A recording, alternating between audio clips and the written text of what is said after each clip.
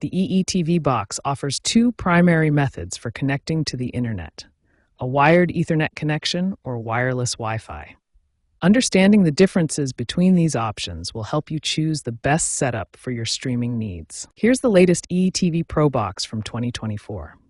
This sleek device features both Ethernet and Wi-Fi connectivity options, giving you flexibility in how you connect to your home network. You have two main connection options. On the left, we have Ethernet, a wired connection using a cable.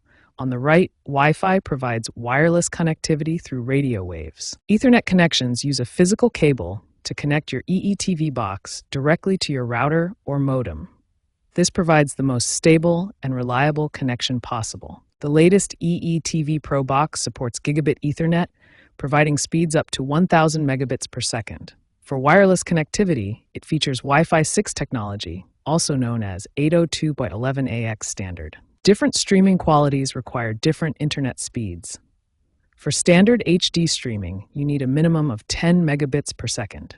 For 4K ultra-high-definition content, 25 megabits per second is recommended. While 68% of users prefer Wi-Fi for its convenience, Ethernet connections actually provide 23% better stability ratings. Ethernet is particularly recommended for 4K streaming and gaming, where consistent performance is crucial.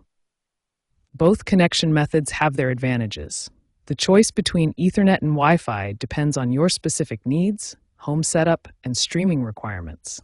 In the next section, we'll walk through the step-by-step setup process for both connection types. Setting up your EETV box internet connection involves two main options. First, let's walk through the Ethernet setup process, which provides the most reliable connection. For Ethernet connection, you'll need specific hardware. First, a Cat5e or Cat6 Ethernet cable and an available Ethernet port on your router. The setup process is straightforward. Connect the Ethernet cable from your router to the EETV box, then power on the device. Now let's cover Wi-Fi setup. This wireless option offers more flexibility in device placement but requires proper configuration for optimal performance. Before starting Wi-Fi setup, you'll need your network name, also called SSID, and your Wi-Fi password. Make sure your router is within reasonable range, typically 30 to 50 feet. The Wi-Fi configuration process involves accessing your network settings, selecting your network from the available list, and entering your password. For optimal Wi-Fi performance, signal strength is crucial. Your signal should be at least -70 dBm for stable streaming.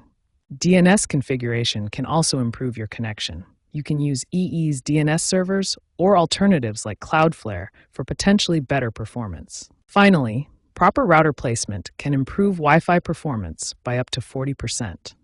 Position your router centrally and elevated, avoiding obstacles that can block the signal.